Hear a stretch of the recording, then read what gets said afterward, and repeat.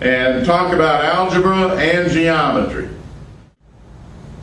Hi, welcome to the algebra portion of this DVD. So the first part, we're just going to read page 428 on to page 430, and then we're going to try problems, or I'm going to go over the problems 1, 8, 13, and 16 when we come back. All right, so let's go over the problems that I asked you to try. The first one is going to be number 1. I have it written on the board already. So the main thing with adding the equation, you have to have the same bases to add the numbers together. If they're not the same, then you'll leave them alone. You'll see with this problem. We have 9a squared b, and so we look through the problem to see if we have another a squared b, and we do. It's 2a squared b.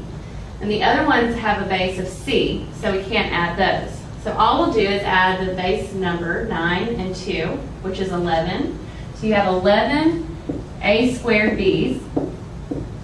And the second variable we have is a c. So we have 3c plus a 5c, which would equal 8c. These bases are different, so that will be your answer. So 11a squared plus 8c, which is selection B. Always when you're adding, just make sure, or subtracting, that the bases are the same. So let's move on to number 8, where we'll do a subtraction.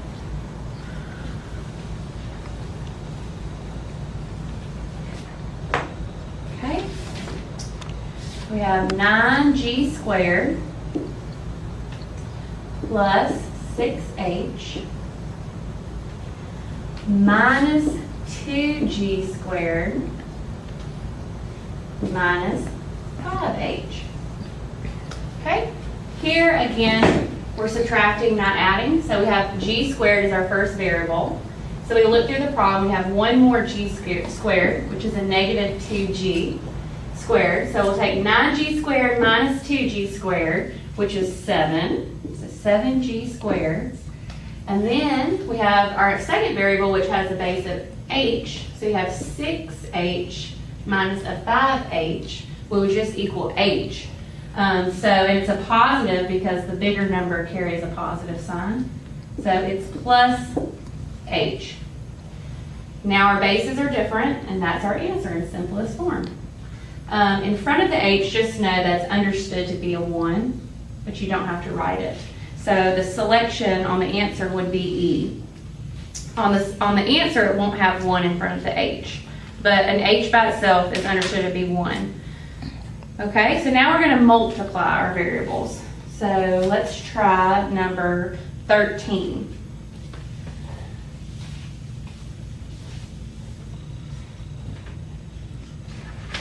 Okay.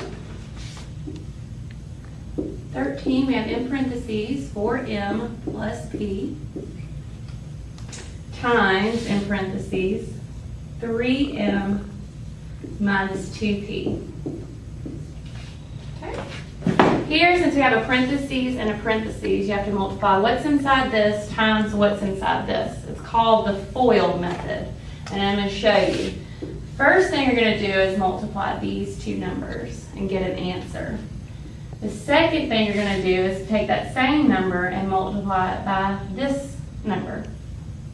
When you get done with that, you still have this variable to multiply in. So you do this number, or this times this, and then you have that one times your second variable. Okay, so let's work it out and then put it in simplest form. So our first thing is to take 4m times the 3m, which would just be 12. When you have m times a m, you add them, so it's m squared. Secondly, now that we've multiplied that times the 3m, we're going to multiply it times the 2p. So we have positive 4m times a negative 2p. So 4 times negative 2 is a negative 8. M and p, okay, write it in alphabetical order too. That's the best way to keep your variables. And now we've got the first part of our FOIL method done. Moving on to the second part, we have p, and you have to multiply it times the 3m. It's got a positive times a positive, so you have plus 3, and then your m and your p. And now let's multiply our variable times the last variable, which is 1 times a -2, which would be -2, and you have p times a p, which is just p squared. So now we have an equation just like in the previous problems that we're going to simplify it. So we have m squared. Are there any other m squareds in the equation? No. So that will remain.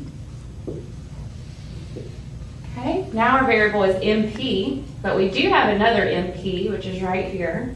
So we subtract a -8 and from a 3, +3, which would give you a -5 mp.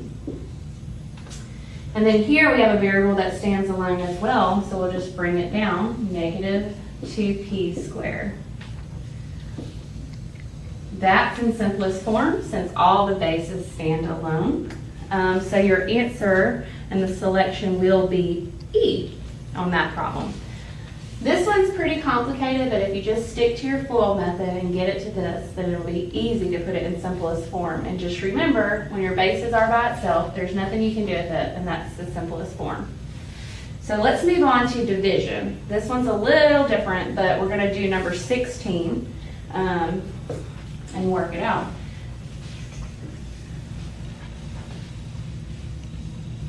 Okay. So 16 reads x squared plus x minus 6 divided by x minus 2. Okay, here, you can put this into a simpler form. We can actually try to get this multiplied by another parentheses so that these can mark out. Always try and see if what you're dividing it by, you can put this into that form. So here we have x squared plus x minus 6, which we can factor out, make into 2 parentheses. If you have x squared, you have an x here and an x here. That way when you do the FOIL method, that would become x squared. Here you don't have a variable, so there won't be a variable here, but you have 6, which you need, what are factors of 6 that can equal 2? So you have 3 times 2. So you have 3 and 2, when multiplied together makes 6.